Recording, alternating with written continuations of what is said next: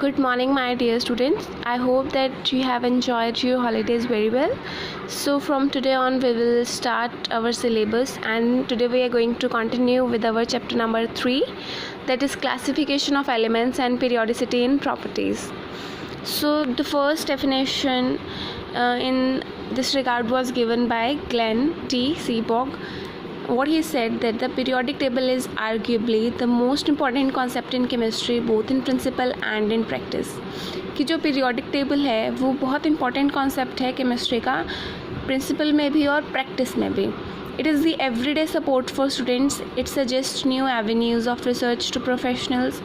कहते हैं कि ये students को everyday support provide करता है. Avenues means way of approach. कि ये रिसर्च में वे ऑफ अप्रोच बताता है, and it provide a clear organisation और succinct organisation of whole of chemistry. ये हमें केमिस्ट्री में क्लियर ऑर्गेनाइजेशन प्रोवाइड करता है. It is remarkable demonstration of the fact that chemical elements are not a random cluster of entities but instead display trends and lie together in families. What is entity? It is independent existence. So periodic table ये demonstrate करता है कि जो chemical elements है वो एक random cluster नहीं है, बट ये एक ट्रेंड शो करते हैं और ये फैमिलीज़ में इकट्ठे लाए करते हैं. An awareness of the periodic table is essential to anyone who wishes to disentangle the word and see how it is built up from the fundamental building blocks of the chemistry, the chemical elements. So periodic table की awareness बहुत ज़रूरी है उन लोगों के लिए जो कि ये नोट्स को रिमूव करना चाहते हैं और देखना चाहते हैं कि ये जो केमिकल एलिमेंट्स हैं वो कैसे डिस्कवर हुए थे, इनके बिल्डिंग ब्लॉक्स क्या थे. So in this unit we will study the historical development of the periodic table as it stands today and the modern periodic law. तो इस यूनिट में हम क्या स्टडी करेंगे कि इसके हिस्टोरिकल मीन्स इसकी डेवलपमेंट कैसे हुई और ये मॉडर्न पीरियोडिक लॉ कैसे बना. We will also learn how the periodic classification follows as a logical sequence of electronic configuration of atoms. तो हमें पता है, हमने पिछले चैप्टर्स में इलेक्ट्रॉनिक कॉन्फ़िगरेशन की थी. हमने इस चैप्टर में ये भी पढ़ना है कि एलिमेंट्स किस तरीके से क्लासीफाई हुए कि इनकी एक लॉजिकल सीक्वेंस बन गई इलेक्ट्रॉनिक कॉन्फ़िगरेशन की. Finally, we shall examine some of the periodic trends in physical and chemical properties of the elements. और at the end we will study कि जो हमने एलिमेंट स्टडी किए हैं उनकी फ़िज़िकल और केमिकल प्रॉपर्टीज़ क्या हो सकती हैं. सो नेक्स्ट टॉपिक है why do we need to classify elements, कि हमें एलिमेंट्स को क्लासीफाई करने की ज़रूरत क्यों पड़ी. We know by now that elements are basic units of all the types of matter. हमें इतना तो पता लग गया था कि जो मैटर है वो किसी ना किसी एलिमेंट से बना हुआ है. In 1800, only 31 elements were known. By 1865, the number of identified elements had more than doubled to 63. 1800 में कहते जो एलिमेंट्स नोन थे वो सिर्फ 31 थे, बट 1865 तक पहुँचते वो डबल हो गए और 63 तक पहुँच गए. At present, 114 elements are known. No, I think this is the old edition. At present, there are 118 elements that are being discovered. Of them, the recently discovered elements are man-made. Efforts to synthesize new elements are continuing. कहते हैं इनमें से काफ़ी compounds जो हैं वो man-made हैं.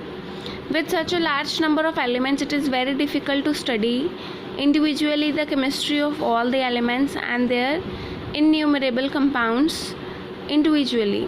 तो कहते हैं हमारे पास इतने ज़्यादा कंपाउंड्स, इतने ज़्यादा एलिमेंट्स हो गए, 118 एलिमेंट्स, तो बहुत डिफ़िकल्ट हो गया कि एक एक को हम अलग अलग स्टडी करें. To ease out this problem, scientists search for a systematic way to organize their knowledge by classifying the elements. तो साइंटिस्ट ने इस प्रॉब्लम को सॉल्व करने के लिए क्या किया कि हम इन एलिमेंट्स को एक सिस्टमेटिक वे से ऑर्गेनाइज कर देते हैं और इनकी जो प्रॉपर्टीज़ हैं वो क्लासीफाई कर देते हैं. Not only that, it would rationalize non-chemical facts about elements but even predict new ones for undertaking further study. कहते हैं इस तरीके से ऑर्गेनाइज करने से ना तो हमें उनके केमिकल फैक्ट्स ही पता लगेंगे, बट हम आगे एलिमेंट्स की डिस्कवरी भी प्रिडिक्ट कर सकते हैं.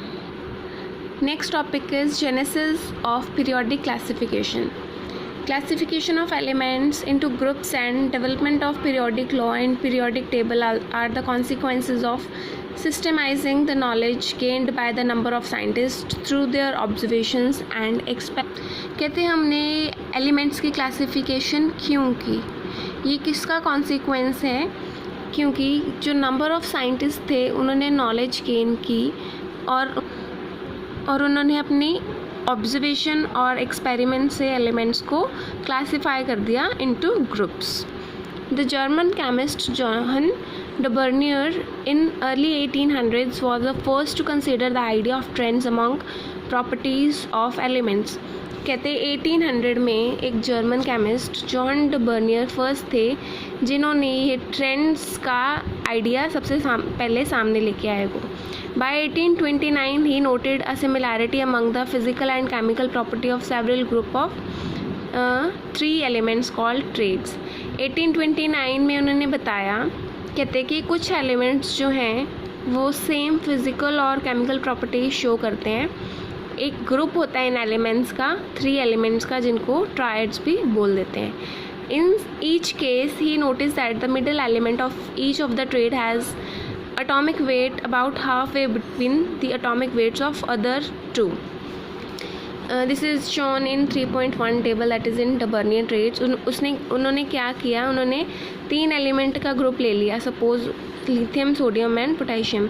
उनके एटॉमिक वेट ले लिए 7, 23 and 39.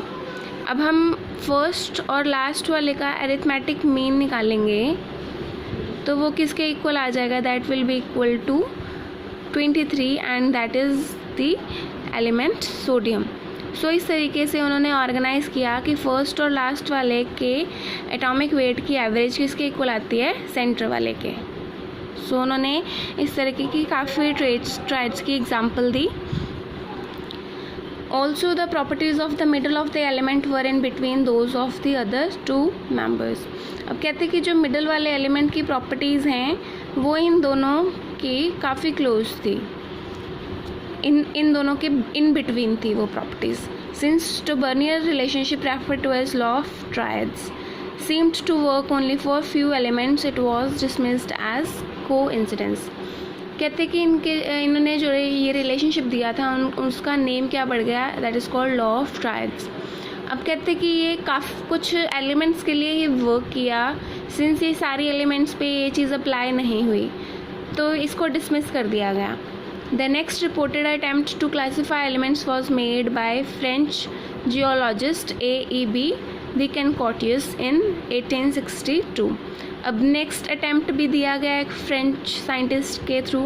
He arranged the then known elements in order of increasing atomic weights and made a cylindrical table of elements to display the periodic recurrence of properties. इन्होंने क्या किया, इन्होंने एक सिलेंड्रिकल टेबल बनाया और इन्होंने इंक्रीजिंग एटॉमिक वेट लिया as a trend. तो उसमें भी उन्होंने देखा कि पीरियोडिक रिकरेंस हो रही थी, मीन्स जो प्रॉपर्टीज़ थी वो दोबारा से अक्कर कर रही थी, सेम थी कुछ एलिमेंट्स की property. This also did not attract much attention. The English chemist John Alexander Newlands in 1865 propounded the law of octaves.